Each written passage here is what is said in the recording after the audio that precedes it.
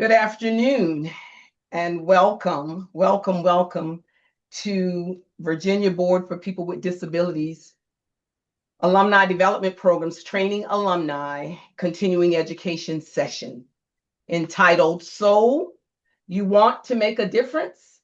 Affecting Change Through Advocacy. On behalf of our Executive Director, Terry Morgan, and the entire Virginia Board for People with Disabilities team, we welcome you this afternoon, and we are excited about the workshop that is about to be presented.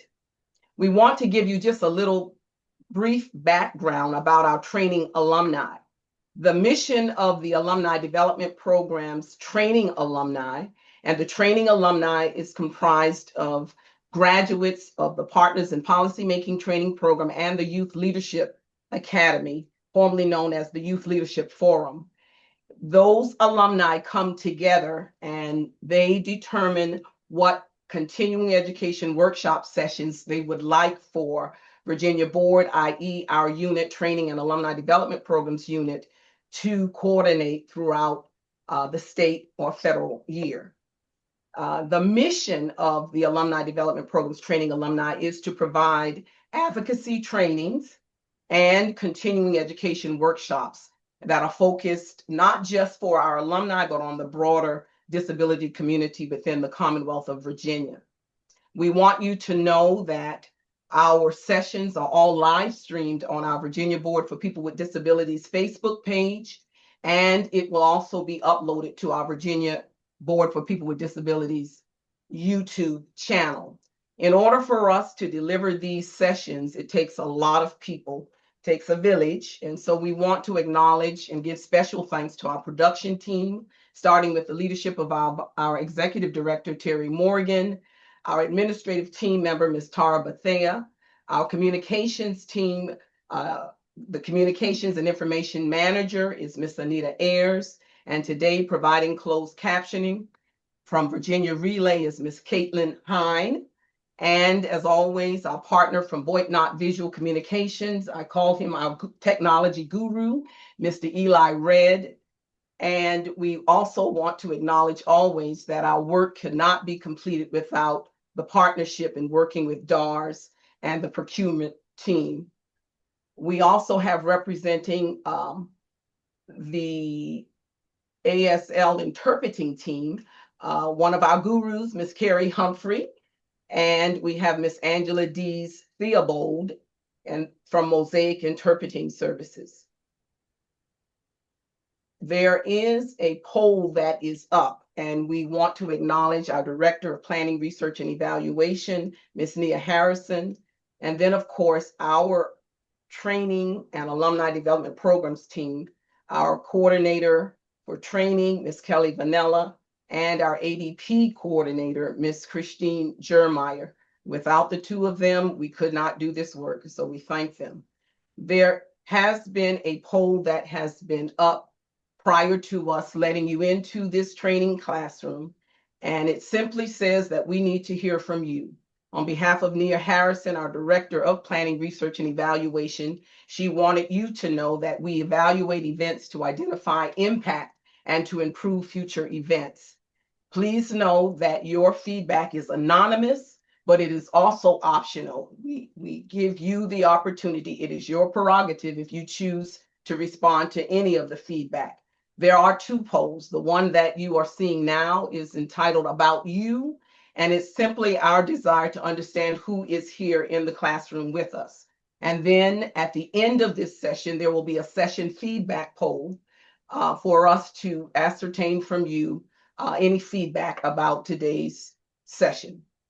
If you need alternative format to take the polls, we simply ask you to drop it in the chat box, or you can email nia.harrison@vbpd.virginia.gov after the event. If you simply drop it in the chat, then one of our coordinators will get that information and we will be in touch with you.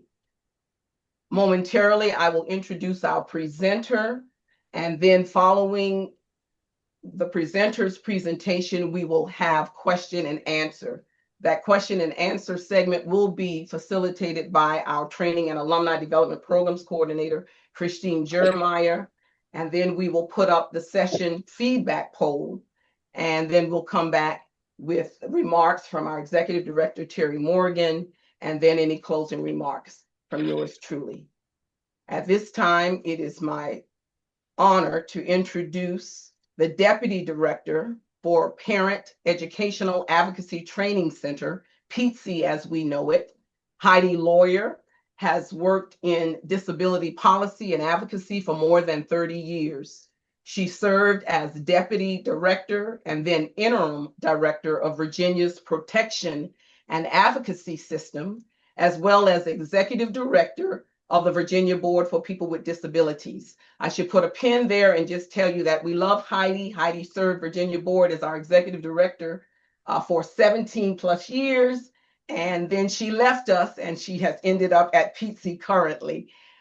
She was a parent co-founder of the Autism Program of Virginia, now known as the Commonwealth Autism. Heidi joined the PETC team in 2020 after retiring from state service. And in 2024, she became its Deputy Director, where she is involved with policy efforts, resource creation, and family support. Heidi's commitment to advocacy began when her now 39-year-old son was diagnosed with autism. She has advocated for individuals with disabilities and their families at the local, state, and federal levels. It is my honor to introduce to some and present to others, Ms. Heidi Lawyer. Thank you so much, Penny. I appreciate the introduction. And I have to say, I love that picture of me that you put up because it was 5 years ago and I didn't have gray hair. So it's a nice reminder. I am going to share my screen and let's see, make sure that, can you all see the presentation? Yes, ma'am. Okay, wonderful. Yes.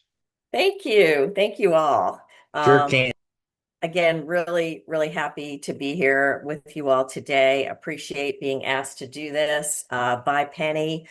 I have a lot to cover here today, and so I'm going to hold questions until the end, but hopefully be able to answer those. If not during this session, then I'd be happy if Dr. Penny provides me with questions afterwards, and I can certainly answer those after the fact. Before I start, I do want to say that PETC, the Parent Educational Advocacy Training Center, and I'll tell you just a bit about PETC in a minute. We are not a legal service provider. We cannot provide legal counsel. And so the information in this presentation is not and should not be used as a substitution for any legal advice. So just a bit about PETC. We are a nonprofit organization that serves as Virginia's Parent Training and Information Center. We are federally funded by the Office of Special Education Programs in the U.S. Department of Education. We just received a new 5-year grant, so we were very pleased that funding was not interrupted. We do have an office in Warrenton, Virginia, but our staff of 22 members lives throughout communities in Virginia to make sure that everybody is served. Our purpose really is to help families make informed decisions as they navigate Virginia's special education and disability services system and provide guidance and support through children's educational journeys from birth to age 26. We also work with youth to build self-advocacy and other critical skills. Very similar to what you all do within your Youth Leadership Academy. Our services are always free, they're confidential, and we are able to serve families in over 300 languages. We do have a variety of specialty areas that you can see on the screen. We have specialists in bullying, early childhood, family engagement. We have Pizza and Espanol. We have 2 bilingual staff. We have a military specialist and a transition specialist. During the 2024 General Assembly, we received state funding for the first time. It was determined that PTC should expand its services so that we have staff in every one of the 8 Department of Education superintendents region. And so we doubled our staff in the last year. So that's been exciting. We're able to serve a lot more people. Our regional staff offer the same types of services that our original staff. We lovingly call them our OG staff. But they serve families, but they also have relationships with liaisons in every single one of Virginia's school divisions to work on mutual problems, to help families, and to kind of see where training might be needed, both for staff and professionals. The way we provide our services is through direct assistance. That's over the phone. That's by Zoom meetings. It is in person. Our regional staff have community office hours throughout the state. We also have a ton of trainings. So we do online courses. We have several we have IEP University, Transition University, Early Childhood Academy. Those are all self-paced courses. We also do lots of in-person trainings, as well as virtual trainings. So we do a ton of that. And then finally, we offer resources. We have about 250 resources on our website. They are all 508 compliant and accessible. We have many of them are in Spanish as well as some other languages. And we are working to hopefully have all of those resources in Spanish. And they cover everything from the gamut of early intervention to family engagement to special education, vocational rehabilitation, Social Security, Medicaid, lots and lots of different things. On our website, our resources or anything on our website is able to be translated into over 127 languages. And now we'll move on to the crux of the presentation. I could talk to you about PTC for 30 minutes, but I'm not going to do that today. But if you all have any questions, or if you know of a family that could benefit from our services, please, let them know to call us. That would be great. So, being a change agent. So many of you are used to advocating for your child in IEP meetings, or you may be advocating for yourself. And you may have advocated at school level, for example, at a local special education advisory committee, or even before your local school board. So in doing this, you are in fact a change agent. So when, for example, you get the chance to get the school to change a policy to accommodate your child, you are creating change for other children. And I should note that that is a picture of my baby boy, Danny, when he was very young.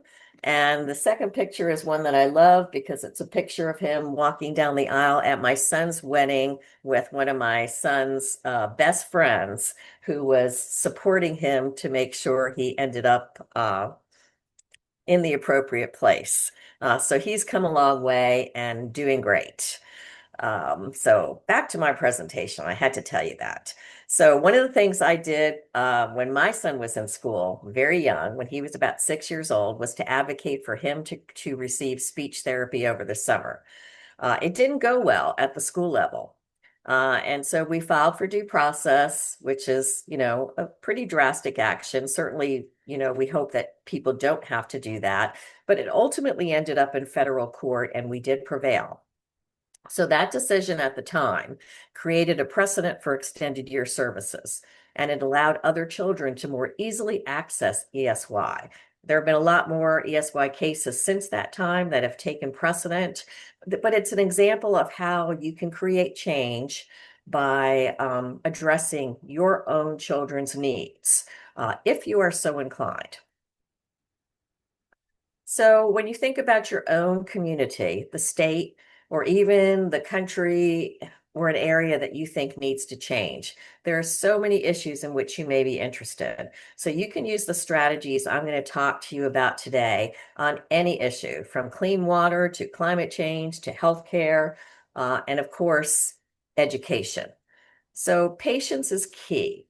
While it may be easy or not to get a change in your child's school, changing systems takes time. It took over 10 years for a fantastic group of parents and advocates to obtain a change in Virginia law for ABA, Applied Behavioral Analysis coverage in health insurance. They could have easily given up, and many people would, but they worked tirelessly to get incremental changes over the years, and they finally achieved their goal. So it's important not to get discouraged. Your experience, your perspective informs the conversation, and others then are able to support your position and act as well. A little bit about advocacy and lobbying. So lobbying and education are two different things, but they're very closely related. So PTSI can't lobby because of our federal funding, but we can and do educate. Knowledge is power. And what better way to create change than to educate those around you and those individuals who have the power to make change? So we encourage every family to advocate on issues requiring attention. So lobbying versus education. What's the difference? Lobbying is any attempt to influence specific legislation, bills, laws, budget appropriations by communicating with legislators or urging others to do so. For example, asking a legislator to vote for or against a specific bill, sending an email to members of your organization, encouraging them to contact Congress about a proposed law, meeting with a lawmaker to discuss a specific bill or budget item. So, when is this allowed? It's allowed if you're an individual. It is not allowed if you're using federal or state grant funds. So PTSI can't lobby. The Virginia Board for People with Disabilities can't lobby. It can be allowed in your organization if it's funded by what we call unrestricted funds and properly tracked. So for example, if you are fundraising, if your organization is fundraising and they end up with, let's just say they have what we call unrestricted funds of $50,000. They can use those funds for lobbying as long as no restrictions have been put on them. So you always want to check your organization's policies and funding restrictions before you engage. Now, education and advocating, we can all do that. Education and advocacy is sharing information, raising awareness, providing data or stories to inform policymakers, agencies, and the public about issues without necessarily referencing specific legislation. So, for example, explaining how changes in special education policy or law affect families, sharing research, data, personal stories that demonstrate community needs, presenting information to legislators without necessarily urging action on a specific bill. So education can be used at any time using federal or state funds, unrestricted funds.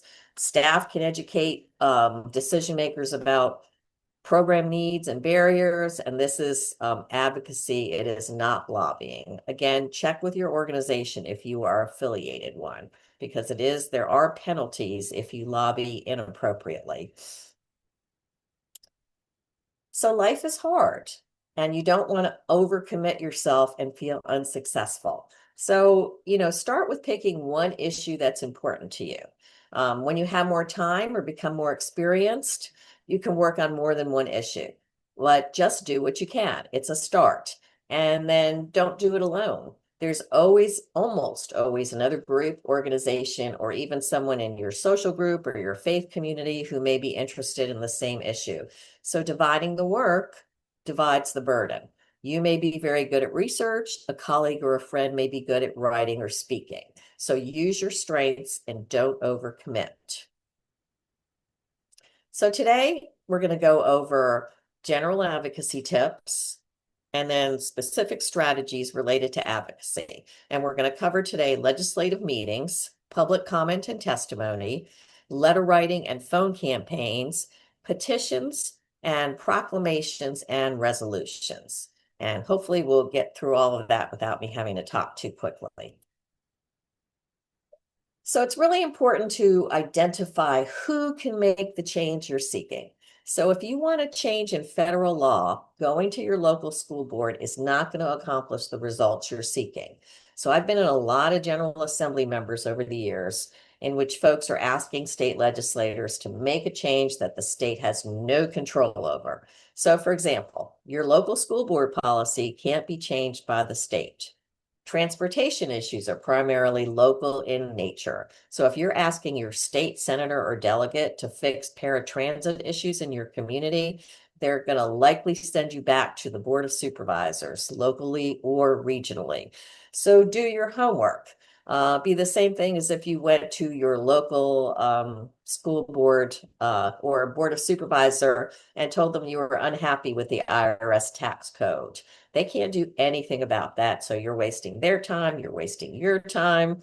You wanted to talk to your federal legislators about challenges that you have with the IRS. So know your venue, pick the right venue. Be in it for the long run. I talked about the folks that spent 10 years trying to get ABA therapy coverage. Winston Churchill said, "Success is not final, failure is not fatal. It is the courage to continue that counts." Be in it for the long haul. Sometimes I think to myself, gosh, I've been doing this for 30 years and there are still so many problems. But then I go back and I look and I think about all the things that have changed, some of them incrementally, some of them huge. And so you really need to try to recognize the successes that you have and not focus on what you may call the failures. There's never failure until you stop working on it. So the basics of advocacy. There are some consistent keys. Clearly define your issue that is the cause for the concern, and then try to write a statement of the problem. For example, my son has a Medicaid waiver, but we can't access services because we can't find a provider that is willing to accept the current Medicaid rate. So that is a statement of the problem. Do some basic research. Don't waste your time doing extensive research until you find out if there's support for the issue. But you do need to have some facts and data that are going to support you as you seek a champion for your cause. You also want to make sure that the issue hasn't already been addressed or isn't in the process of being addressed. So check out other organizations that may be in sync, advocacy or parent organizations, associations, etc. You can also wait until after you find a champion or contact organizations prior for help in convincing a champion, but you want to have some basic information. If there's another organization working on the same thing and you don't join forces, you may be stepping on toes. So in the example I just gave, there are lots of organizations advocating on rate increases. So it would be better to join one of those efforts than to go out on your own. Now, you may have a different perspective, and that's fine. But I will just tell you that legislators do not like competing constituencies. So if you're proposing an option and someone else is proposing another option, they may well tell you to get together and work it out. That has happened many times in the course of my career in policy. There are some groups, here's a recent example of something that's actually happening now. There are some groups that feel like the burden of proof in a special education due process hearing should be on the school division, not on the parent. The burden of proof means the party who has filed the action has the responsibility to prove their case. So there are some folks who feel like when it has to do with the child special education services, the burden of proof should be on the school division to prove that they are adequately serving the child. Currently, and in most cases, in most civil types of litigation, the burden of proof is on the party who is bringing the action. So if the school division files a due process against a parent, the burden of proof would be on the school division. If the parent files a due process hearing or litigation against the school division, then the burden of proof would be on the parent. So this is something that is sort of a controversial issue right now. And because of it, at least in part, the General Assembly has not made any changes because there is a lack of consensus and lots of people who would disagree if the current status was changed. Most importantly, never pose a problem without a solution. So we all can complain and whine about things, but if we just complain and whine and we don't say, but we think this could fix it.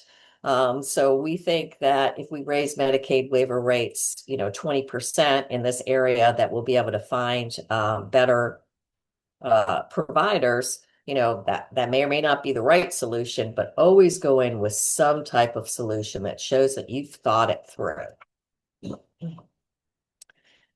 So meeting with your representatives is a really important part of advocacy and education.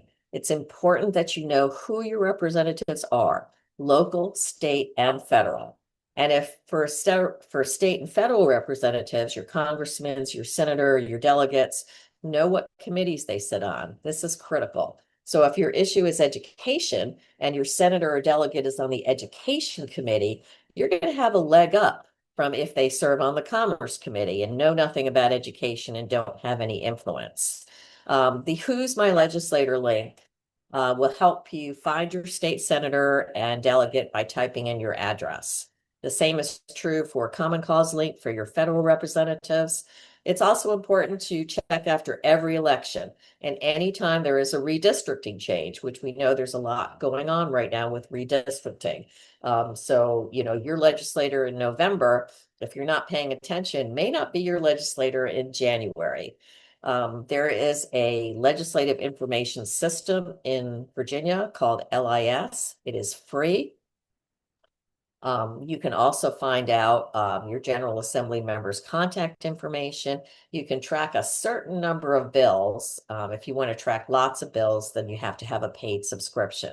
You can look up current laws, you can look up the budget, and much more. You can find out what committees your General Assembly members sit on. You can find out what legislation they voted, they have sponsored. So if you don't know them personally, it kind of gives you a sense and context of who you are before you meet with them. There is also a Virginia Town Hall site, and that is where you can find all proposed state regulations or actions on regulations and guidance, proposed actions. We'll talk a little bit about public comment later. You can sign up for email updates for a particular area. So if you're only interested in Medicaid or you're only interested in special education, you don't have to get all the 8,000 notices of regulatory action. So when you go to the General Assembly and you meet with your legislators, the first thing you obviously have to do is request the meeting. So you want to call the district office or send an email to your delegate or senator, if you know them, or their legislative aide. So don't be upset if your legislator can't meet with you. Never turn down a meeting with their staff. It's an opportunity to develop a relationship with somebody that you'll have easier access to. And potentially that will be an ongoing relationship so that you'll be able to call on that person, whenever you need them to kind of discuss issues that are important. If you get the legislative aide, and they're called different things depending on if it's a senator or delegate, if you get them interested in your issue, it is much more likely that that issue is going to move forward. Your aides help legislators prioritize. So they are in some ways the gatekeeper. So be nice to them and get them on your side. The best time to meet with your state legislators is in the summer or early fall. You can meet with them during session, and it's important to do that. So if there's something going on and you're concerned about it, typically session runs January through March, depending on if it's a 30 or 60-day session. But your legislators are super busy during session. So any new initiative is going to be hard to put forward during that time period. So get to know them in the off season. When you call or you write or you email, be specific about the issue you want to discuss. If you're wanting to meet about a bill, include the bill number. Tell them who you are or what organization you represent if you're with an organization. You can meet alone with an official or you can bring a group, but you want to consider bringing people who represent the constituencies that are affected by the issue you're discussing. So if you're asking for increased rates for personal care attendants, bring one or two people who are directly affected by the issue, i.e. they can't get proper care because attendants don't want to work for the current rate. So maybe they're stuck at home. Those personal stories are really important. And let the office know who's coming. It's just polite to do that. If they think it's just you and you come with a crowd of 6 people, they're not going to be happy about that. So be courteous and respectful. Before you go, learn about your official's voting record and statements on the issue you're interested in. If they have consistently put forth bills in opposition to your position, changing their mind may be unlikely. It's still worth a conversation, but you may need to try a different tactic or work with someone different. You want to become familiar with the views and arguments on both sides of the issue and arm yourself with information that supports your position. So, for example, during the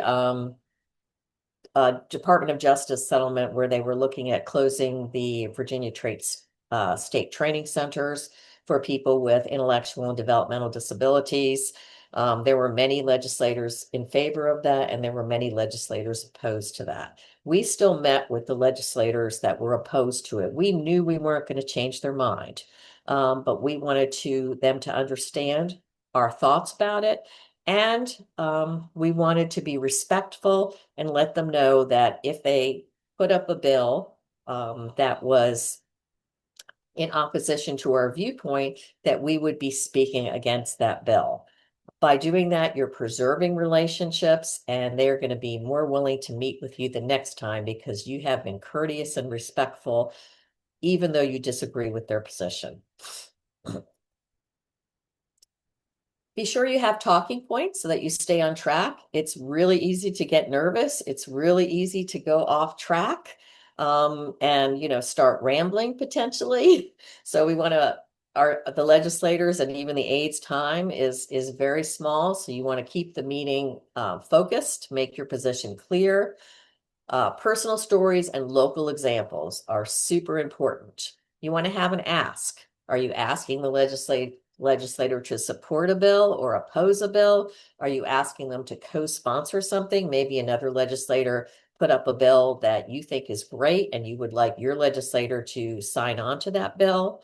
Do you want them to sign a pledge? It really needs to be clear what you're going there for because they're not there to just hear chit chat. They want to know your ask. If you have materials, leave those behind with the elected official or their staff. Data and charts are exceptionally helpful. A one-page talking point document is perfect. Don't leave stacks of information or even 5 or 6 pages. They're not going to be read. The legislator's response isn't always going to be clear either, so it's important to listen carefully and to watch their facial expressions, to watch their body language. What are they saying about the issue? What questions or concerns do they have that might still need to be answered? Pay attention to the direct and indirect statements of support or opposition. If they say they'll think about it, thank them, and then think about additional supporting information that you can provide after the meeting to bolster your position. And this goes for all advocacy. Never, never, never make up or fudge an answer. If that's the only thing you remember from this session, it is the most important thing. If you don't know the answer, say so. When you find the answer, communicate it. If you can't find the answer, let the legislator know that as well. It only takes one wrong answer, one wrong piece of data to shred your credibility, and it will be very, very hard to get that back. I have seen it happen more times than I can say. In meetings, in legislative testimony, the legislator repeats inaccurate information that a constituent has given them. Somebody else calls that legislator on it, and they are embarrassed. So don't ever, ever let that happen. There is no shame in saying, I don't know. I say that every day about lots and lots of things. So that is the one thing I would like you to take away from today's session. After a meeting, compare notes with the people you went to the meeting with. Be sure you all have the same understanding of what happened and what your legislator agreed to or didn't agree to. Send a thank you. Email's fine. Handwritten notes are nice. And for people in my generation, that's what our moms taught us. But legislative mail systems are cumbersome. The note is likely going to get lost or tossed. My younger son worked in a senator's office during college, and I was chagrined to hear that so many of the letters that they get and just get tossed in the wastebasket. So don't send regular mail. In the thank you, remind the legislator of what they agreed to, if anything, and follow up in a timely manner when requesting materials, or if they've requested materials or answers to questions that you didn't have. If you wait 2 weeks to follow up, that issue is not going to be fresh in their mind anymore. It's not going to be fresh in their legislative aide's mind anymore. So quick follow-up, 2 or 3 days max, is really important. Now let's talk about a different strategy, letter writing campaigns. Lots of people do this, and maybe we should call it email campaigns now.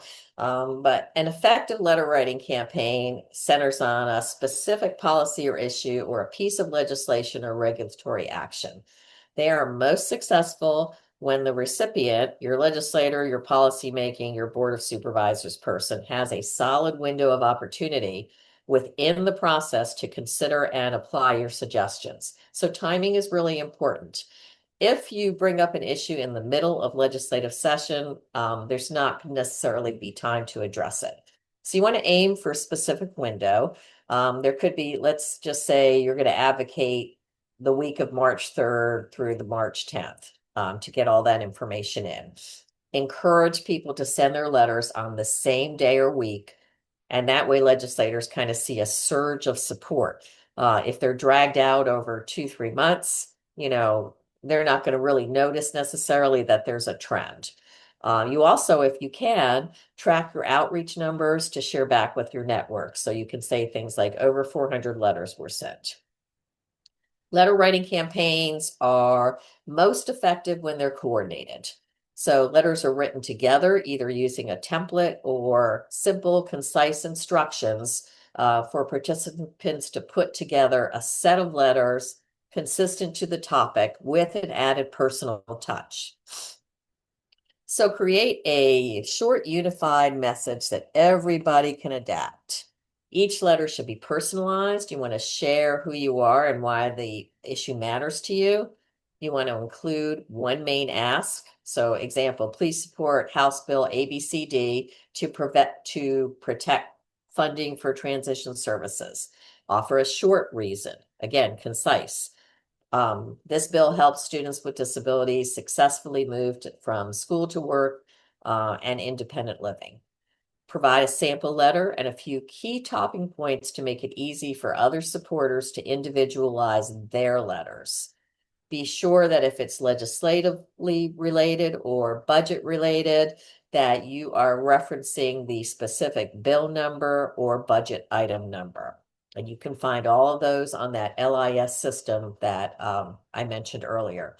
Shorter is better, even if you attach additional information to the letter like a handout. Be respectful.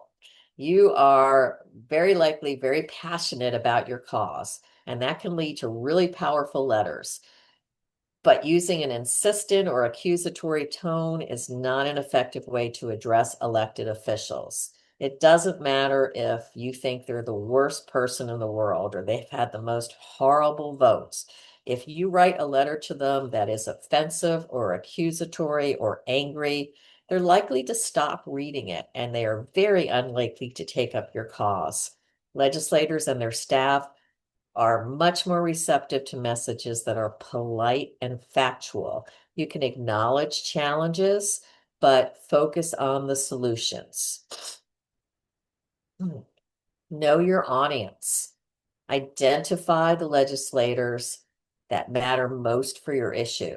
So members of a specific committee, education, health, appropriations, and know that nothing that costs money will get passed without going through appropriations. It may be called the Appropriations Committee in one house and the Finance Committee in the other. So let's say you advocate for something in the Education Committee, and it is something that's going to cost some money. Let's say you want to have um, all of the special education bus drivers trained in autism. And the education committee says that is a fantastic idea. We agree. We're going to unanimously report this issue out of committee. That's great. Celebrate that success. But what's going to happen next? They're going to say, we're reporting this committee and referring it to appropriations. And that means it goes to a whole new committee who then decides whether or not it's going to be put in the budget based on all the other priorities. So then you have to go back to the members of the Appropriations Committee and advocate with them. And if you have a delegate or senator on the Appropriations or Finance Committee, that is golden. It's really important to get to know that person. Those key leadership positions can influence floor votes. Just in general, in terms of writing to your legislators, whether it is at the federal or state level, elected officials, as you know, represent constituents in a particular geographic area. So identification of as a constituent of the person you are writing to allows them to respond to you personally. A lot of websites, especially at the congressional level, will not even allow you to submit a comment on an issue if you're not in their district. So if you go to a senator's website in Washington, they'll ask you to put your zip code in. And if your zip code is not covered by them, you will not be able to even fill in their form that says, talk to us about your issues. So that's important to remember. Make it easy to participate for people. So personal letters are really helpful in avoiding a standardized response, but prepared letters make it easier for people to participate who may want to do so. And it increases the number of letters you can obtain. So even if you use a template, try to write it in a way that's going to invoke an individual response. So for example, ask directly how a person intends to vote or for information about the actions they plan to take regarding a particular issue or problem. Tell them about how your family or community has been affected by the issue. I know I've said that a couple of times, but again, that personal story is really important. Try to make it easy for people to participate. Remove barriers so that they can act quickly. If you're able to, and this would be more for organizations than individuals, provide pre-addressed email links or mailing templates. Include clear instructions. So please email your delegate or senator before February 15th. Offer both email and print options for accessibility. If you're working with groups like schools or parent centers, you can even set up letter writing tables or virtual sessions. After the letters are sent, you want to thank the participants and share any updates you hear so that they're willing to work with you the next time. So if there's a hearing, if there's a vote, if you have next steps, let the people who supported you know what is happening. Don't let there all of a sudden be an abyss of silence after they've gone through all this effort. Again, send those thank you emails to the legislators who have supported your issue and try to keep your network engaged for future advocacy opportunities. So again, don't drop it. Say, this issue may be something resolved this year, or it may be something that's not going to resolve for 3 years. And so what is your plan for keeping people engaged over the long run? Now let's talk about telephone campaigns. So they are similar to letter writing in that you pick an issue, you choose your target, and you're sure that everybody is communicating the same message. Public officials actually do count the calls they get on an issue. So if they know you, a phone call of importance is going to potentially get some attention. But if they hear from 50 people, it's going to get a lot more attention. Again, you want to define the message and the goal. Be very clear about the purpose. Identify exactly what you want your callers to ask for. So vote yes on House Bill ABCD, or protect funding for special education family supports. You may want to write a brief script, 1 minute or less, with the key message and talking points. Here's an example. Hi, my name is Jenny. I live in Chesterfield County. I'm calling to ask Delegate X to support House Bill ABCD, which ensures that students with disabilities have emergency safety plans in their IEPs. This bill helps schools plan ahead and keep students safe. Thank you for your time. And then be sure to let them know what you're asking for. Do you want them to vote? Do you want them to sponsor the bill? Again, that clear message is really important. And again, the numbers count. Give a time frame for people to make calls in, usually within a few days or a week. Like we said before, if it gets dragged out, it's not going to have impact. And if you can, find a way to get feedback from people who participated on the reactions they got to their calls. Maybe you can do a survey. Maybe you could do a call with a group of people, just so that you kind of get a sense, were the legislators or their aides, were they receptive to the message? Did they hang up on you? Were they opposed to it? You can't always get that, but if you can, it's a good thing. Remind your callers, the people participating, they don't have to be experts. Their personal stories are, again, what matter most. Emergency planning. You may want to have your story of your son, for example. We hope this didn't happen, but who was left, at the top of the stairs during a fire drill, and there was an actual fire and they couldn't get out. And there was no safety plan. So again, how did it affect you as a family? Callers need to be polite, brief, and respectful. And you can leave a voicemail. So that will be recorded if the person is not there. Again, pick a specific date or a short time frame. Call-in days, March 4th through 6th. Get all your calls in there. And then you want to use email, social media, or text reminders to prompt participation. People may say, in February that they're going to do this, but maybe by March 1st, they've forgotten all about it. So make sure you send those reminders. Again, track how many people commit to calling, follow up to thank them. And if possible, as always, coordinate with partner organizations for broader reach. Nobody has to do this alone. Advocacy is much more effective when there are multiple organizations and parties involved. Let's see. Keep the tone positive. Again, positive, calm, and respectful. Thank the staffer for their time. Don't argue, just share your perspective. And then a good closer is just thank you for sharing my message with the delegate. You want to send your thank you note to participant and then figure out your post-campaign results. So over 150 calls were made to the educator during this week. And then, like with letter writing, update your supporters on what happens next. Public comment. Public comment is frequently used strategy to provide feedback on public policy issues. So most public bodies have public comment periods on their agenda. That's boards of supervisors, state agency board meetings, and the like. General Assembly committees often take public comment on bills. Most of the public comment is done in committee, not during the full General Assembly meetings. You may be required to sign up in advance, or there may be a sign-up sheet. So check and make sure you know. Public comment can be in person. It can be in writing. It can also be, in some cases, on video. It is typically limited to 3 minutes unless it is extended as a reasonable accommodation for a disability. But I was at a legislative meeting this past week, and because there was so much on the agenda and there were so many people who wanted to comment, they limited the comment to 2 minutes.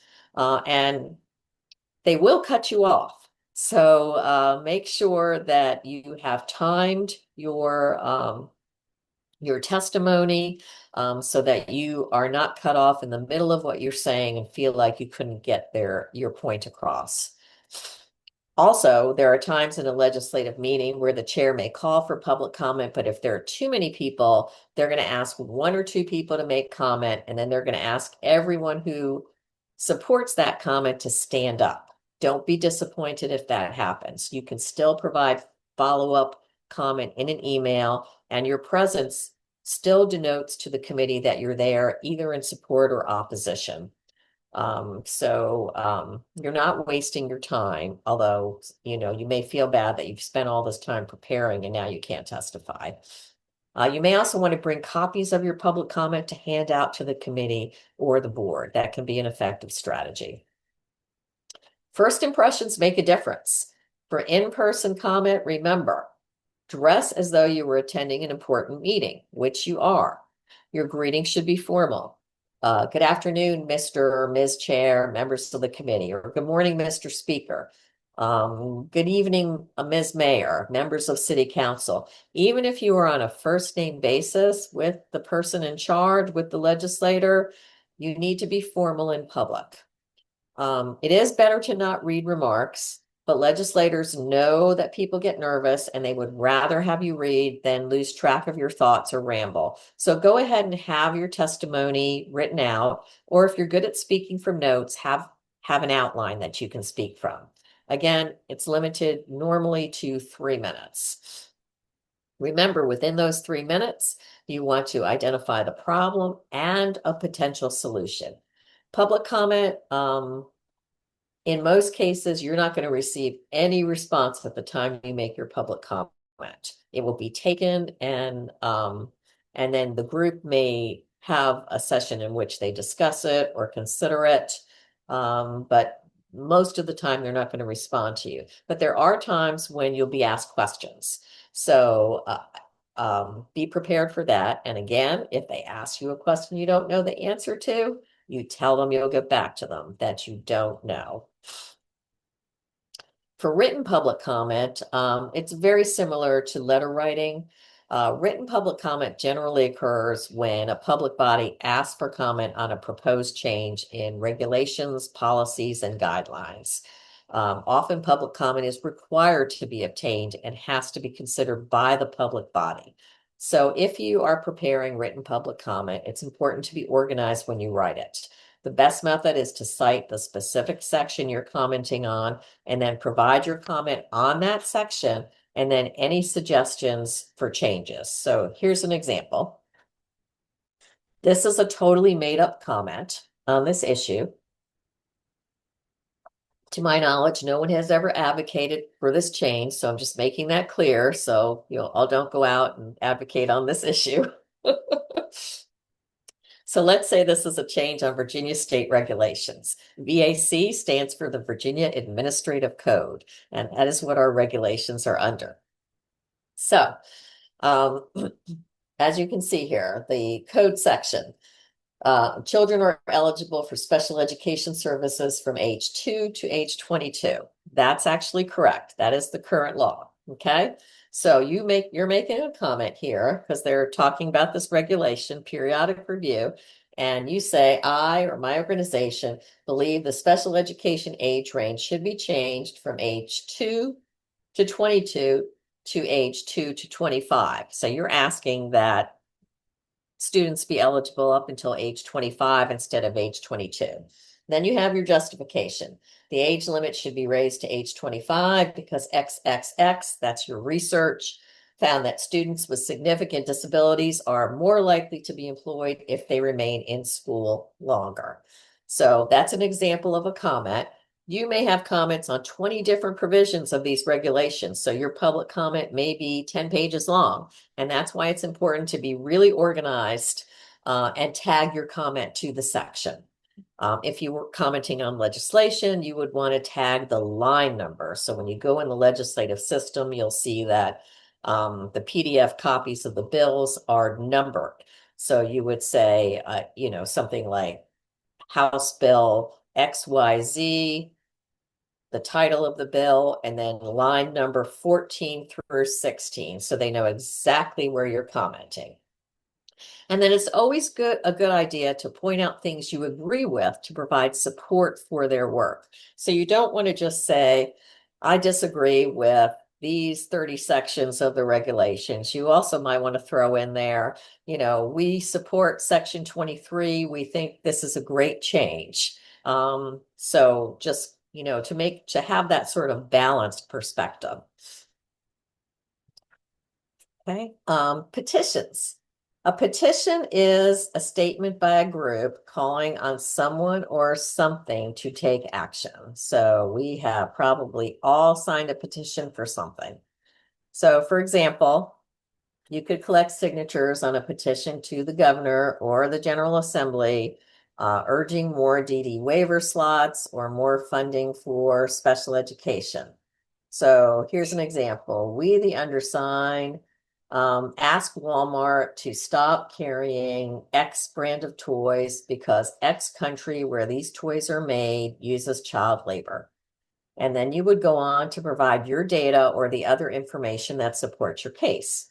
And then once you have reached a critical mass of signatures, you'll want to deliver the petition to the target so that they know how many people support the action you have proposed. So the first thing you want to do is define your purpose. So start by being really clear about what you're asking for. Identify one specific actionable goal. So for example, we urge the Virginia General Assembly to increase rates by X% for consumer-directed services. Avoid broad or vague goals. Specific requests carry more weight. Again, know your audience. Decide who's going to receive the petition. Is it a single legislator, a committee chair, a school board, a state agency? Knowing your target helps you frame the language and plan how to deliver signatures effectively. Craft a clear, compelling message. So your petition should be short, under 1 page, and easy to understand. Include a brief opening statement explaining the issue. A personal or community impact statement. This affects thousands of Virginia students with disabilities who rely on blank, blank, blank. And then you want a specific call to action. So we urge you to vote yes on House Bill ABC or to support House Bill ABC, depending on whether you're able to educate or lobby. Use clear, positive, and factual language. Avoid jargon, avoid negativity. So you don't want to say how awful things currently are. You want to focus on how you're improving things. And again, always be transparent and respectful. So tell the signers how their information will be used. So they may want to know that their signature is going to be used only for that petition. They're not going to have their names attached to other things that they didn't agree to. Use those signers' names and information responsibly. So don't spam them. Don't provide unrelated follow-up. Just keep them updated on what they actually have agreed to do. And again, I can't say this too many times, keep the message positive, accurate, and solution focused. So petitions involve typically a lot of people you don't know. It's much more anonymous than some of the other types of advocacy. And you do also still want to have logical and sound arguments. You want to make it easy to sign. So decide whether you want to use a digital or a paper petition or both.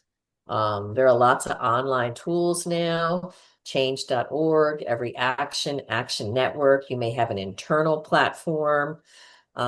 Keep the required fields simple: name, city, email, and optional comment. Don't collect too much personally identifiable information that could dissuade people from wanting to sign.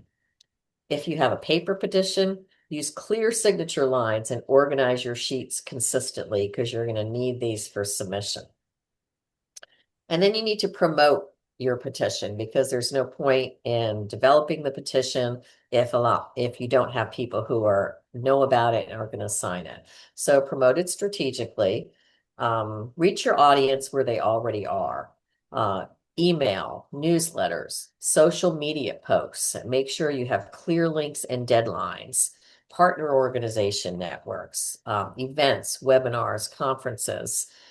You can create short shareable posts like add your name today Tell the General Assembly to protect transition services for youth with disabilities. Set a clear timeline, like everything else. Petitions are most effective when they are time limited.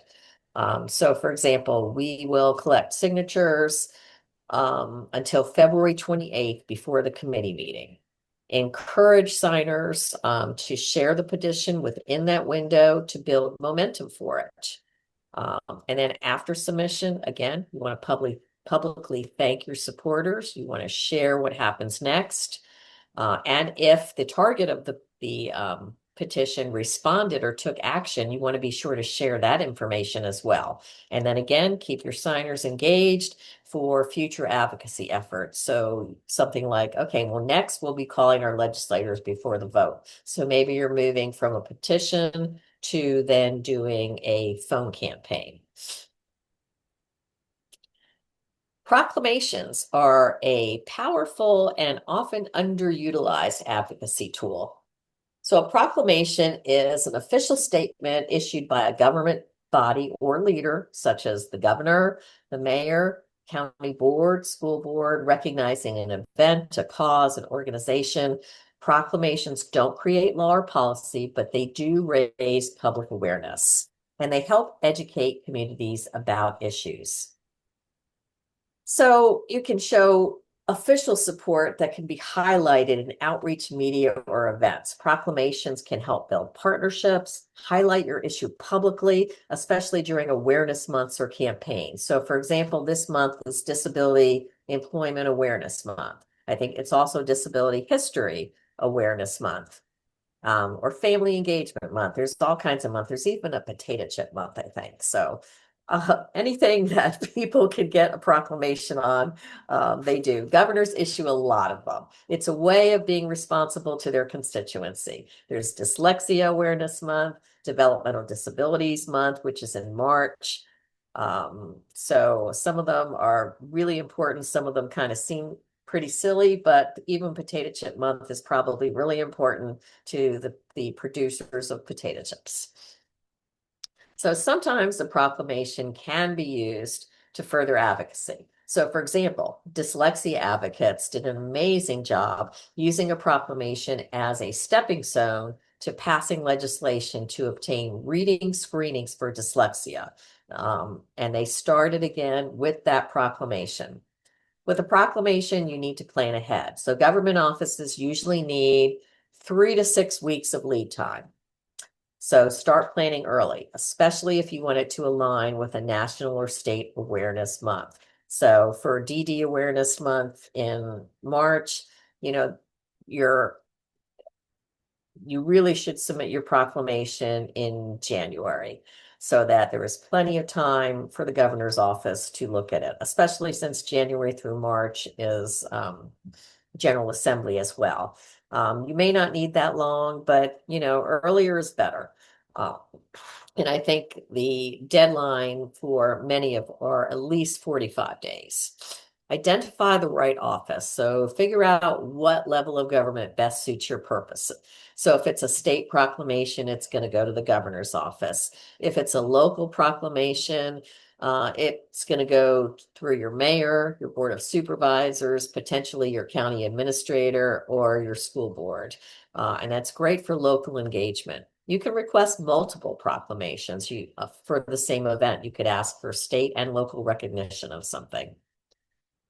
You need to have a good writer, write a strong draft. Most offices appreciate it when you use a ready-to-use draft. Keep it short, 1 page, and you can structure it like title, proclamation recognizing a certain month or issue. Your opening is kind of one of those whereas clauses, brief facts that explain why the issue matters. For example, whereas youth with disabilities benefit from early transition planning that promotes education, employment, and independent living. And then you go on with the rest of the reasons, with the rest of the information in the proclamation. That is kind of recognizing, it could be recognizing a bill, it could be recognizing contributions that people have made to the cause. There are lots and lots of examples of proclamations that you can find online. And then your closing clause is going to be something like, now therefore I name and title do hereby recognize Potato Chip Month in the Commonwealth of Virginia. And then you're going to end with the official's name, title, and date. Now, one thing, it is important to submit a draft, but that draft may be changed. So don't feel bad if the wording is changed or, if something is different than you supported. What you're doing is you're giving them a foundation to work from. In some cases, I've seen proclamations be adopted word for word. In other cases, I've seen fairly significant edits done by the staff who are reviewing it, but it still serves the purpose. One of the things you want to do when submitting a proclamation is include a short cover letter explaining who you are, what your organization does, and why this recognition matters.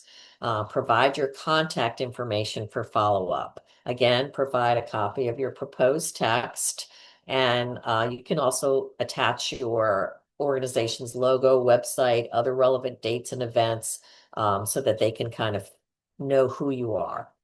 Most government websites have an online proclamation request form. So use that form. If not, email your request to their constituent office or communications offices. If you haven't heard back after 2 weeks, just politely follow up. Then use your proclamation, celebrate it, and share it. Once it's approved, see if you can get a photo op with the official or staff member that you can then share in your newsletter, your website, your social media. You can display it at events and trainings. Again, always send a thank you letter to the official's office. It's a great way to show positive collaboration between advocates, families, and government leaders. And most public officials love to have a good photo op. If you can, if you have kids, include your kids. They especially like that. Use your proclamation strategically. You can use it to launch or strengthen an awareness campaign. So a proclamation is the beginning, it's not the end. You can encourage media coverage or community engagement, particularly if it's related to an event or recognizing the contributions of an organization or an individual. You can even use it to support a grant proposal or a report. You can say, we were recognized by the governor for our work in X via this proclamation. And then use it annually. You can renew it every year or ask that it be renewed. Make sure you're not submitting exactly the same draft. You want it to be different each year. So I think there was a proclamation on Disability Employment Month this October. So whoever submitted that next October, they're going to resubmit it, but they're going to word it to be more updated so that the governor is not signing the same thing every year. Oops. Okay, the final strategy I'm going to go over is a resolution. So resolutions serve as a basis for action, including taking support on future resolutions. They are a formal way to indicate an intended action. So a resolution is a formal statement of support or intent passed by a governing body like a school board, a county board, a city council, or a legislative committee. So unlike proclamations, which are symbolic recognitions, resolutions can establish an official position or commitment. So, example, to expand inclusive education practices. It can direct an agency or board to take specific actions. So, for example, form a task force, study an issue, request funding. It can also be used to educate and influence legislators before a bill is introduced. There are different kinds of resolutions. There are commemorative and awareness resolutions. So a commemorative resolution is recognizing a cause or an event, kind of like a proclamation, like Family Engagement Month. Policy resolutions express support for a policy goal or future legislative actions. And organizational resolutions can be used by nonprofits or councils to set internal direction or take a public stance. So you've got a bunch of different types of resolutions. In terms of advocacy, you're typically looking at your policy resolutions. So define your goal. That's always the first step. What do you want the resolution to accomplish? Who should adopt it? Should you go to a local board, a state agency, the General Assembly? And what is your goal? Is it awareness? Is it commitment? Is it policy change? Resolutions provide a unified message that a group is aware of an issue and they're serious about identifying the issue and creating solutions.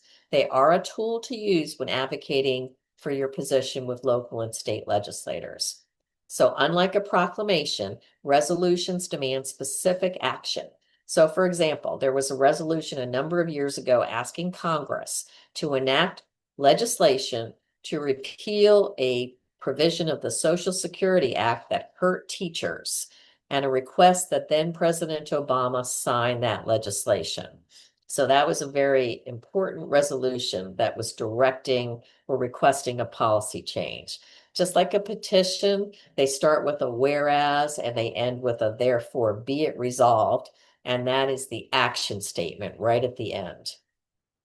So like a proclamation, you may start off with a resolution, which is easier to get support for than a budget action or legislation. And then you could end up with a change in law down the line. When you're looking for a resolution, you want to identify a sponsor or a champion. So if you're seeking adoption by a formal body like the General Assembly, school board, or city council, you're going to need a sponsor, someone who introduces the resolution and helps shepherd it through that process. So identify friendly legislators, board members, or administrators that support your cause. Provide them with a draft resolution. Again, you want to make it as easy for them as possible, a one-page summary and talking points. Build support before you introduce the resolution. So you're going to reach out to your stakeholders and partners to see if they'll endorse the resolution. Encourage organizations or individuals to send letters of support or testify at a meeting or hearing where the resolution is going to be considered. Use your social media, your newsletters, and community networks to create awareness. Again, prepare brief personal stories or data points that show why the resolution matters. And I know as you're hearing all of these, you're kind of seeing a lot of commonalities between the different strategies. And there are, in fact, a lot of commonalities. This presentation may make it seem a little more complex than it really is, but they are just some general strategies to use for everything to make sure you know your goal, you're solutions oriented, you know the process, you're transparent, you're exhibiting honesty and integrity. So know the process. Every governing body has its own procedures. Check for deadlines for agenda submissions or filings. Ask the sponsor or the clerk's office for guidance on the steps and the timing. Again, a reminder that staff are your friend. So make friends and be polite with all of the gatekeepers because they will help determine whether or not you are successful. For a resolution, make sure you show up and be present. Attend the meeting or the hearing where the resolution is being discussed or voted on.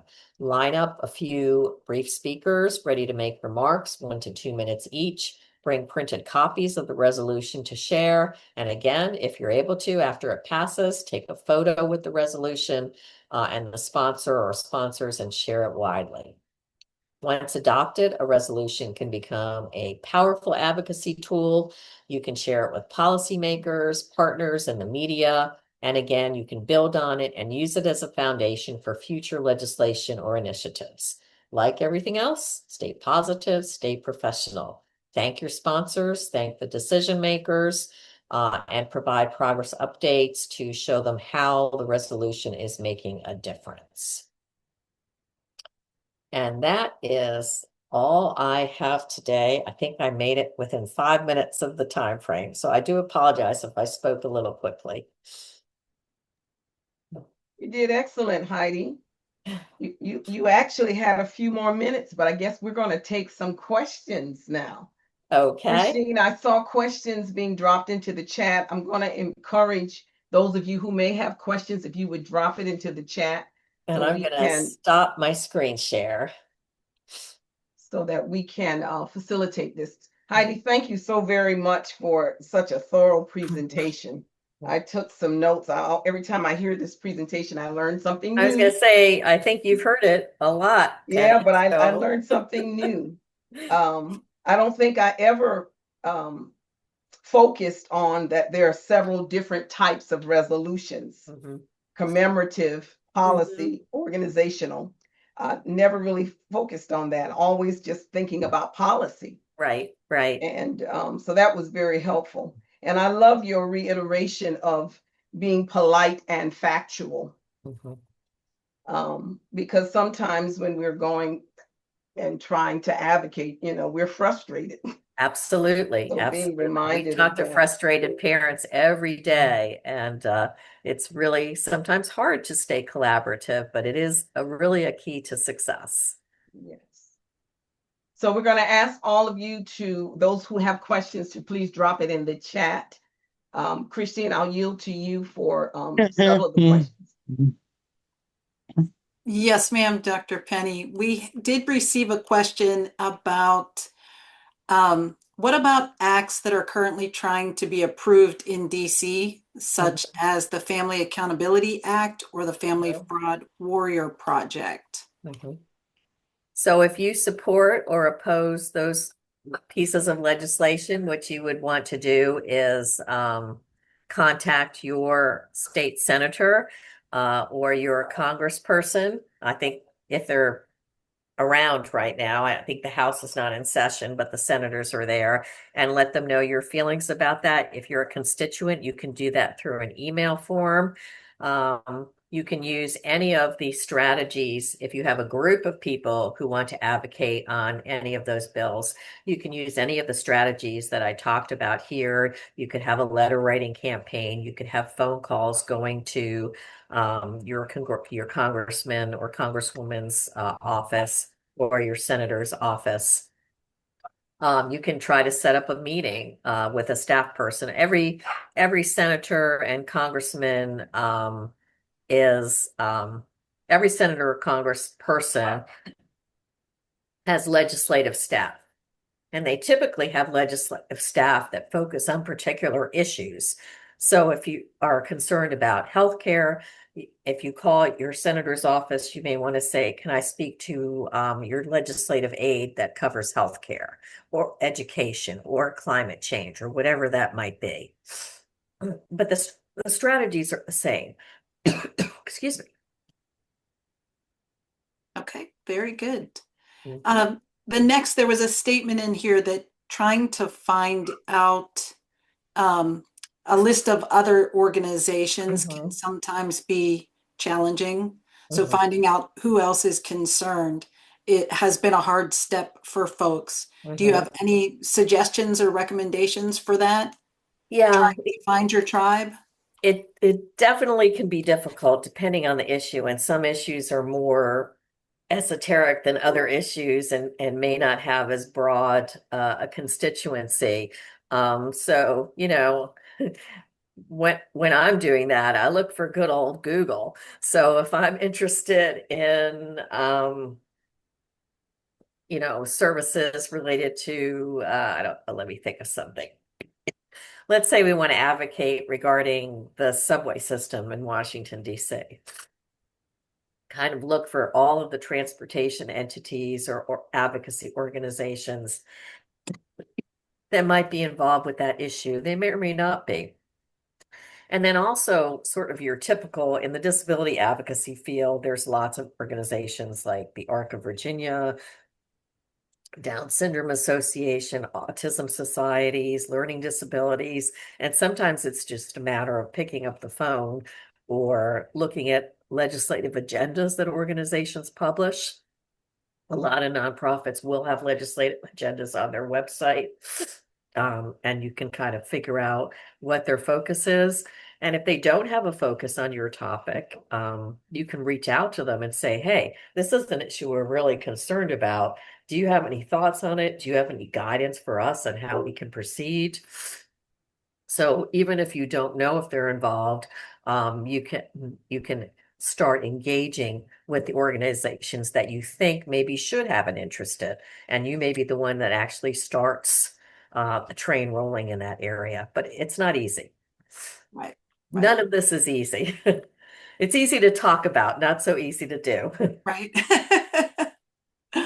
The next question is whether or not you could use Grammarly, I guess, as you're building your statements to the legislators. It wasn't specific, but could you use Grammarly?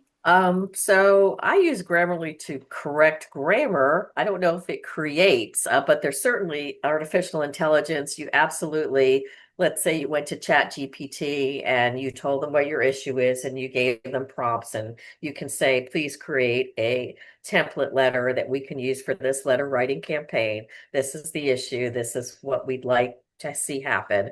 But a couple things to be aware of. First of all, you still want people to personalize that. People can tell when things are written by artificial intelligence. It has a tone. Uh, and so you want people to, again, insert their own personal stories. You want people to even check the Grammarly, the grammar of Chat GPT and things like that. And the other thing to be really aware of is that Chat GPT can and often is wrong. So if you are relying on it for research or data, you have to be really careful. I can tell you that with respect to regulations and statutes, I have uniformly found that ChatGPT is not correct when using, and I don't want to, I'm not trying to single out and bash ChatGPT because I happen to love it. There's other programs as well. But it will give a legislative or regulatory citation, and when you go to look that up, it's not correct. And again, you're going to lose your credibility if you're including something like that in a letter to a legislator or to anyone else, and you're saying Virginia Administrative Code X, Y, and Z says this, and then they rely on it, and it doesn't say that. So you've got to double and triple check everything, especially research that you do using artificial intelligence. But it can be an incredibly helpful tool. Absolutely. And following that question is one about, is there any AI software that you're aware of that is most accessibility friendly? Mhm. So I don't have an answer to that question, so I'm not going to pretend that I do. I know that Microsoft products tend to be accessible, and of course, Microsoft Pilot is incorporated into that. I personally, this is my personal opinion, have found that it is less comprehensive than ChatGPT. But I think that's something that, again, you would probably have to do some research on to find out which programs were most accessible in nature. Okay, wonderful.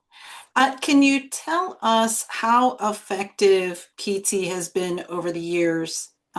What examples of positive change Mhm. has your program been able to create or get started on, just out of curiosity from one of our viewers? Sure. And to be honest, most of the legislative change that I've helped effect was during my time at the Virginia Board for People with Disabilities, because was our goal to affect policy change. And so there are lots of examples I could give you with respect to that. At PTSI, policy is sort of a third wheel of what we do. Our primary goal is supporting families, but we are engaged in a number of policy efforts. So we have been able to influence study reports regarding dispute resolution systems for people with disabilities. The current Commission on Youth Study we are very closely involved in. We are also engaged in advocacy for access to higher education for students with disabilities. And many of our recommendations for those legislative work groups have been incorporated. We also have participated in some of the supported decision-making state work groups. So we, along with other people, it's never just us. It's always lots of different stakeholders and constituencies, early childhood changes, regulatory changes.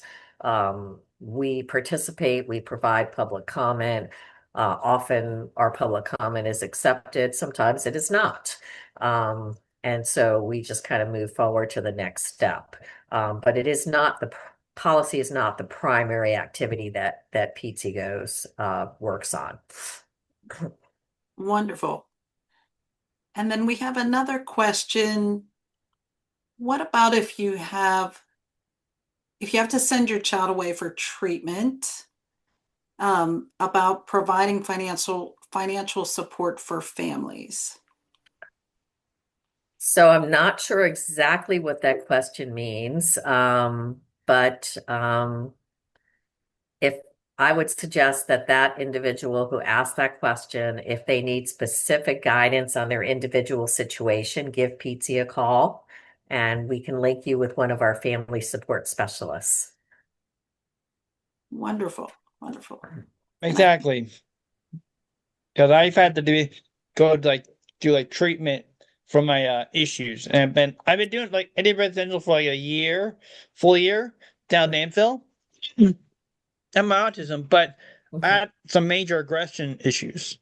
So what happened was I had to sort of go from basically at times just from like one center defendant come back, fell to go back to another, and then eventually it's got bad where it's just my aggression just sort of hit the limit, and my parents realized that we need help with this. Well, and I would recommend that if you haven't done so, you may contact your local community services board, because they are the ones that really help folks address mental health issues or treatment, and can make recommendations regarding that. That's kind of outside of the purview of PT. Our focus really is on special education and disability services. I'm sorry. Oh, no, absolutely. No, it's a great question. Okay. And that is all of the questions that we have for right now. Heidi, I appreciate you answering what has come in. Absolutely. Absolutely. Heidi, I have a question. When you first got started in your presentation and you got to the writing campaign, and you said maybe we should rename that to email campaign, I thought that was a good point, because we talk about not writing letters and mailing it to legislators. Right. And so perhaps, because we do everything now electronically by email, that might be a good way to. Right. And of course you can write a letter and then attach it to an email as an attachment, and that's true. It will serve the same purpose. But yes, as we move forward, I have to get myself into whatever century we're in, and make sure we're keeping up, because, I'm sure there's tons of things out there, especially social media, where all the young people know what's happening, and I'm clueless.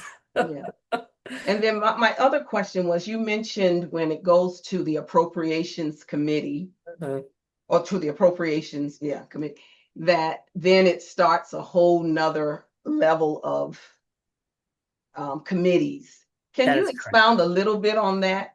They're sending it to appropriations first so that they can consider.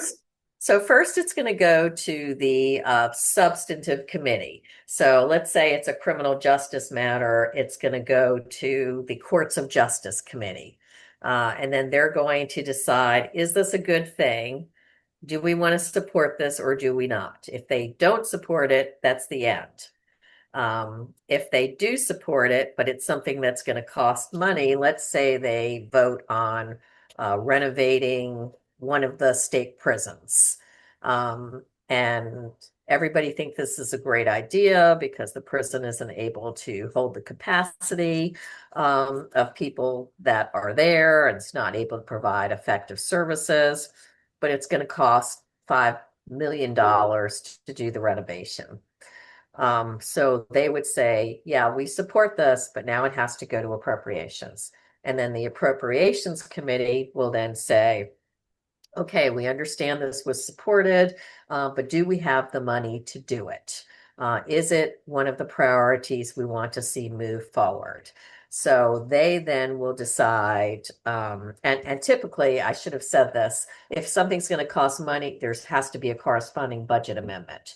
So if they had legislation to renovate this prison, they would also have had a budget amendment to go with it for that $5 million. And then the appropriations committee may move that forward. They may, say, no, we're going to stall it here. They can say, we'll reconsider this next year, but we're not going to do it this year. And then even if it goes through appropriations, then it goes to the budget conference committees, who ultimately decide what becomes the final budget of the General Assembly. So there are lots and lots of steps to getting through items that cost money. Yeah. And I think I'll say this finally, because I was intrigued when you said that PTSI was able to double its staff. I wonder what was the process you guys used to request state monies? So we did not request the money. A legislator that is very committed to services for students with disabilities and knew of PTSI's work and had worked with us on other things, put in a budget amendment and a bill. It was part of an overall special education bill that did lots and lots of different things. And as part of that, they included a bill that the Parent Training Information Center, which is PTSI. Now, Grant, if we had not gotten the bill and there was another Parent Training Information Center awarded it, that center would have gotten it. So it's to the PTI, it's not directly to PTSI. But we've been the PTI for 78 years. So okay. So they wanted to have 8 different centers for support for families in the Commonwealth for special education. And they determined the best way to do that was to provide additional funding to PTSI to do that, to provide that regional support. So it was a unique situation. We didn't ask for the money. We didn't even know until it was proposed that this was happening. Wow, Obviously, that's we awesome. support it. It's been awesome. Yes, it's been amazing. But it wasn't anything that we did to request state money. Wow. If there are no more questions, I'd like us to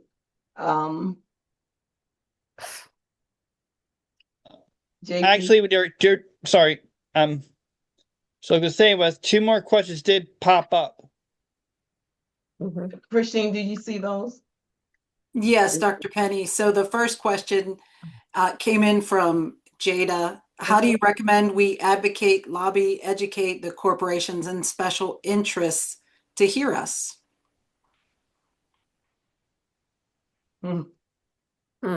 So rather than lobbying policymakers, that is a whole nother monster of wax. So that is a hard one. If you're wanting, for example, the let's say there's a corporation that is putting chemicals in water, and you don't want them to put the chemicals in water. You can use sort of the same strategies. You can do a petition and make it broadly known. You can go to the media. Sometimes that can be effective as long as you've done your research. You do have to have a pretty big swell of support to be able to influence a corporation. You can also go to your legislators and ask them to try to address it through a bill, through policy, through legislation. But that is not my area of expertise. There are people who do lobby corporations. And in fact, most corporations have their own lobbyists. So they are very, very strong in their ability to influence the General Assembly, the senators, the governor's office. And in fact, that's why when you lobby as an individual or through your small nonprofit organization, that's why it's so important to gain as much support as you can through partnerships with other entities, because you are going to have the corporate interests on the other side that have lots and lots of money, can outspend you, can outlobby you. So it's a good question, and one that I don't have a good answer for. Thank you. And then there's another question. What other workshops does PTC offer? Oh gosh, we have a ton of workshops. So we have a special education series that we do. We have our Transition University, which is an online course. We have IEP University that talks parents through the special education process. We have Building Strong Parent Advocates, which is another online course. We do trainings on Medicaid waivers, Medicaid, Social Security. We have a very popular training called Turning 18, which helps folks understand what happens and what changes when a person with a disability turns 18, what actions you need to consider. We have workshops on behavior, early childhood, bullying, so many, it's hard to know. We do have a list of workshops on our website. So any organization that is interested in requesting a workshop can look at that list and put in a request form. We have to have 10 parents signed up or registered in order for us to do the workshop.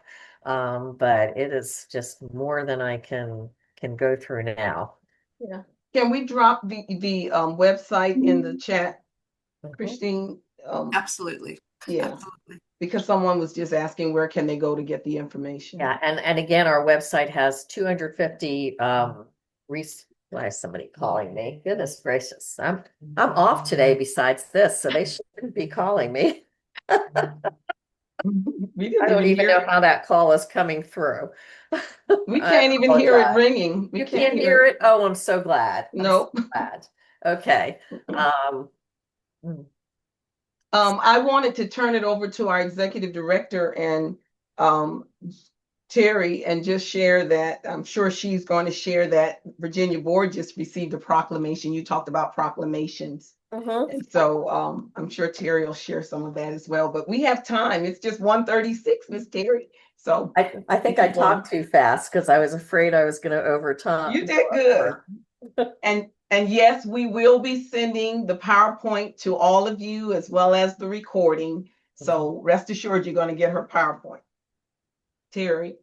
Yes, hello. It's nice to see everybody. Heidi, thank you so much for being here with us today. It was a really practical and helpful presentation, just the tips. And I really appreciated you going into detail about proclamations and resolutions. I haven't seen you do this before, but that, I haven't thought of them necessarily as an advocacy tool, but they really are. And as Penny mentioned, the board typically requests a proclamation for Disability History and Awareness Month for the month of October, which is, a really important month that was sparked by Youth Leadership Forum alumni back in 2009, who went to the Disability Commission to express their concern that the history of people with disabilities is left out of the educational curriculum, that they're not hearing about what people with disabilities have done to further so many things from science to education, business in the United States, and really trying to push that people with disabilities are lifted up in the month of October and always, and that other students have an opportunity to learn about what people with disabilities have brought to really the fabric of our communities and of our countries in a real meaningful way. So, it's important to acknowledge that history. So we received that proclamation. It's been posted. We did some Facebook posts. We had a photo opportunity. So I was glad you mentioned that photo opportunity. And and really using it to promote, the important topics, of those proclamations. So I was really pleased that you touched on that. And again, just the practical advice that you provided around advocacy, and the different ways in which we can advocate. But also, I think the really important reminder that it's hard work. It takes a long time. Progress is incremental. I loved the quote. Was it from Winston Churchill? Yes. And it's that, keeping at it, the stick-to-itiveness that we all must do day in and day out. But I think it's also important to recognize, that it's okay to take a break when we need to take a break. Give yourselves permission to take a break and take a step back, because we can't always be leading in front. Sometimes we need to take a breather and let other people lead. And that's why it's so important to have those connections, whether they're through organizations, whether they're through, parent networks, family networks, agencies, support groups, that we support each other, through this work, because it does take time, and it does, it can wear you down. And we need to, be able to acknowledge that, take a deep breath, and recognize when it's time for us to take the lead again, and to support each other. So I appreciate that acknowledgement, and really appreciate you being here today, and everybody who joined. This is really timely given where we're at with, an election coming up. Please get out there and vote. But also with the General Assembly session coming up in January. And, hopefully these, tips and suggestions will help you through that process. I haven't been on yet, but I heard that the General Assembly prevailed a new website, I think today, or previewed a new website. I haven't seen it yet. It's supposed to be easier to navigate.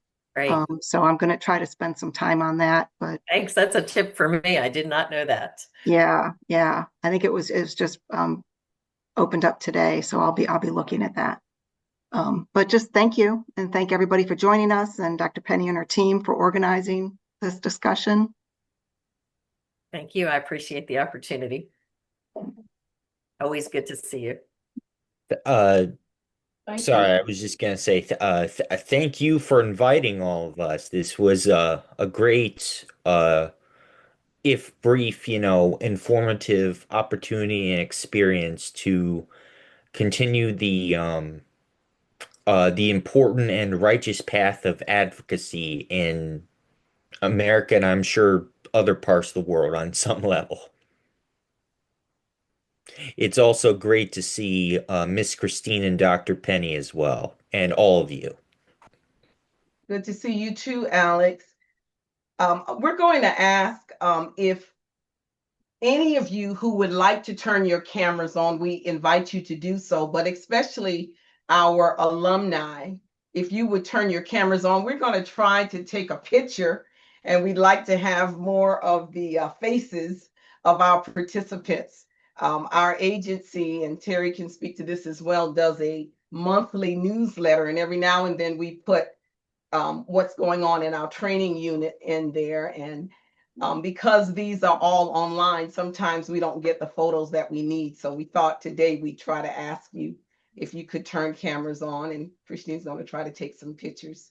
Penny, would you like me to log off at this Not point? yet, Miss Heidi. We want to say okay. Thank you again to you.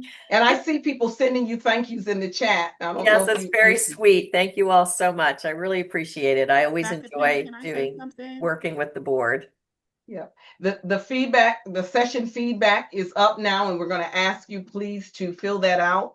And we simply want to just promote to you our final 2 continuing education workshop sessions that will happen in this year.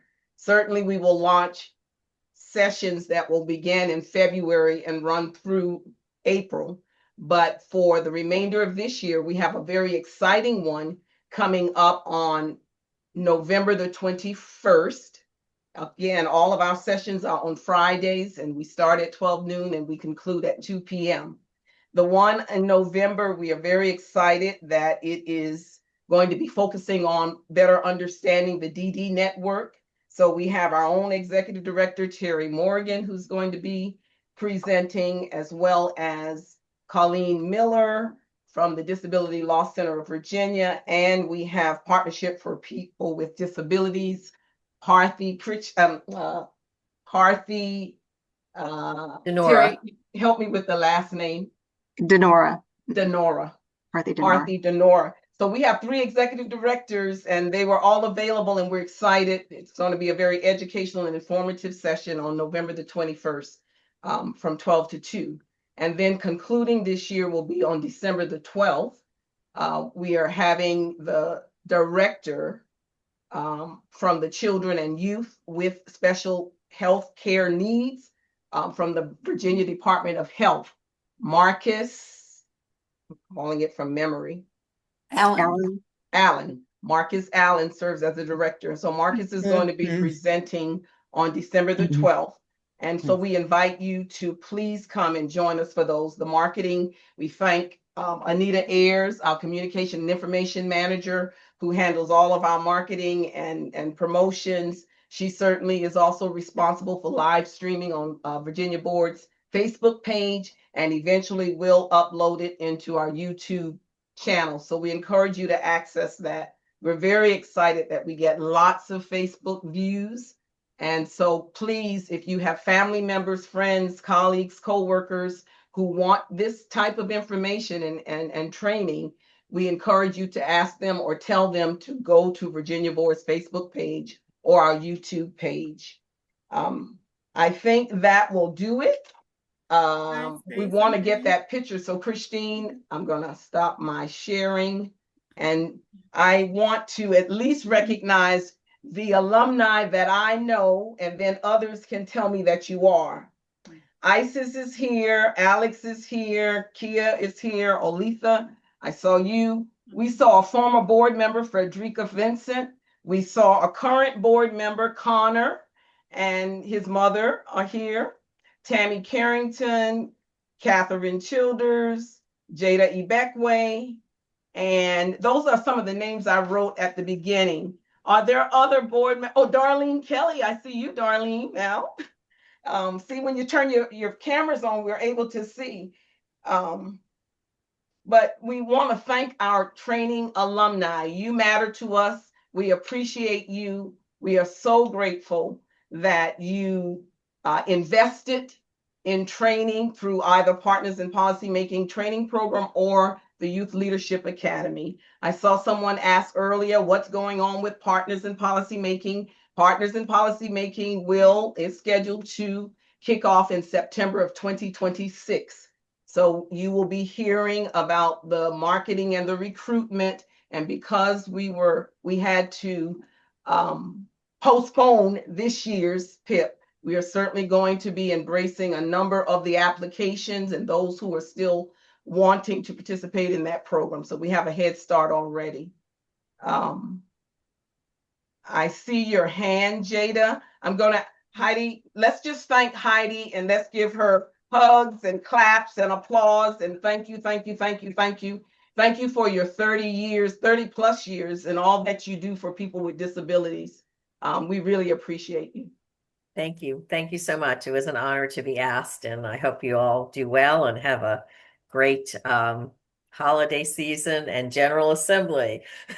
Yes. Starts January 14th. It's a long session, ends in March, but the first day is January 14th, okay. 2026. Yep. Jada. Yes. I'm gonna see. Okay. Yes, Miss Heidi. Thank you. You're welcome. I just want to make sure that I wasn't leaving prematurely. Thank you all very much. Thank you very much. So to the question that I asked about how do we make sure that the corporations are hearing us, I want to encourage everyone to join your member advisory committees for your MCOs. So whoever's providing you Medicaid, join their member advisory committee, attend their meetings and speak up. We're very well trained in the state of Virginia. If you've gone through our programs, you're well trained. So go into those spaces, join those committees, and let your voices be heard there. That's how you can advocate and lobby for your waiver and for the services to speak up for those of us who haven't been trained the way we have been in this space. we're amazing. So if you don't recognize how amazing you are, let me tell you, we are very well trained in the state of Virginia. Our services are amazing.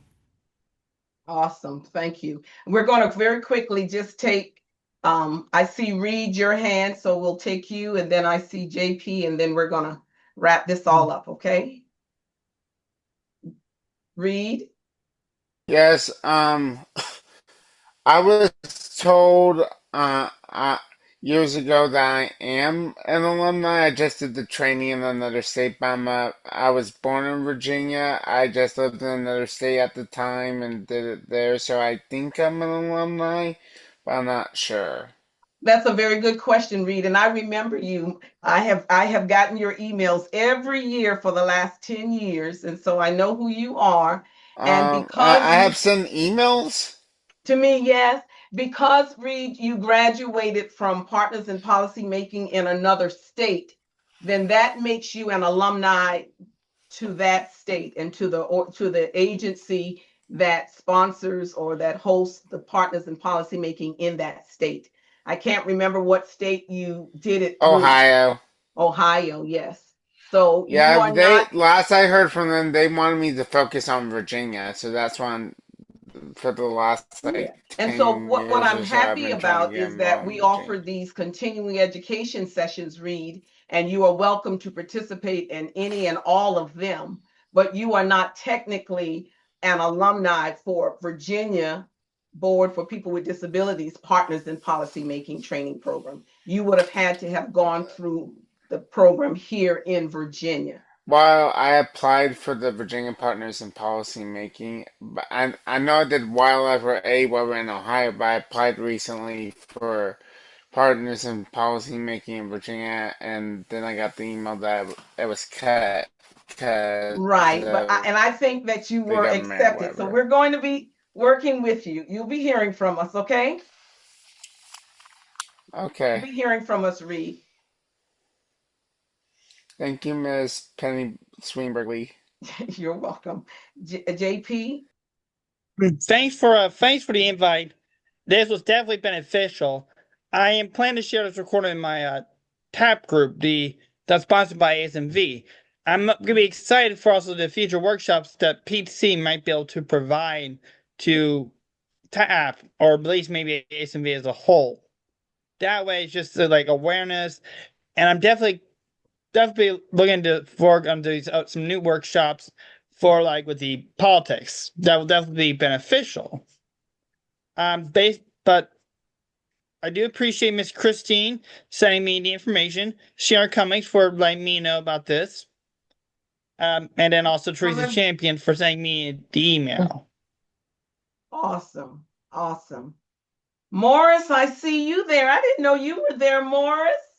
Recent YLA graduate. It's good to see you. Okay. Connor, I see you now. It's good to see you, Connor. All right. Is there Dr. anything Penny, else? this is Sandy Herman. I'm a 2001 graduate from PIP and That means actually was Terry out probably on knows the you very Virginia well. board. Awesome. Sandy Herman. Terry, you know her, I'm sure. I know Terry very well. Yes. Andy's done some amazing work Awesome. over the years. Very nice to meet you. Are there any other alumni from earlier years that want to introduce themselves? It's 1:52, so we got just a few more minutes. There's me, of course, once again. I am, of course, a graduate of the PIP class of 2022. Alex Burns here, people. It's great to meet y'all, and I'm so glad I got to attend. It was great seeing Dr. Penny and Christine, but also seeing some great, fresh, new faces and meeting some new, great faces as well. So, I hope Awesome. you all had a good time because I know I sure as heck did. Awesome, Alex. Always good to see you. Anybody else? If not, we're gonna finish 7 minutes early. So can I be in this picture or no? Oh yeah, I'm sure Christine, you've gotten some pictures, Chris. Yeah, yes, Dr. Penny, I did take quite a few pictures, yes. Yeah, and it's not just for our alumni, but I really especially wanted the alumni. Isis, how are you doing? It's good to see you.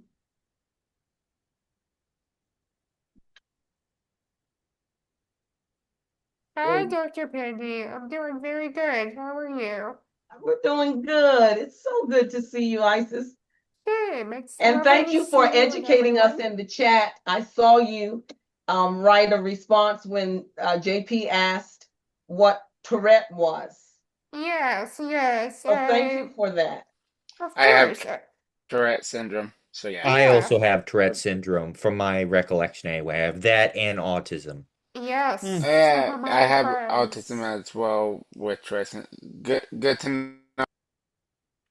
Yeah, some of my friends have Tourette's and autism as well. So I know a little bit about it, but not my specialty to speak on. So that's why I'm sure Reed can explain a bit better about what Tourette's is to JP. Yeah, well, thank you so much. And we know Yes, that Isis. you also applied for PIP, Isis, so we'll be in touch with Yes. you. Perfect. Okay. All right. And then one last thing. Can I put my email on the chat real quick in case anyone has any in case anyone needs to contact me, Absolutely. questions or socialize? Sure. Because again, we want you to advocate, and so we want you to connect. There's power in numbers. So by all means, drop your emails or contact information in the chat. And if you want to connect, I guess we now that encourage it. JP mentions that, I'll go ahead and put in my email and phone number in the chat in case anyone wants to socialize or reach out to me for whatever reason. Awesome. Yeah, Awesome. it lost to coordinate our advocacy. Awesome. Listen, thank you on behalf of Virginia Board for People with Disabilities. Thank you for spending your Friday afternoon with us. We trust and hope that you learned a lot today and that you appreciated this session. On behalf of Virginia Board, we appreciate you and we want you to have a wonderful fall day and weekend.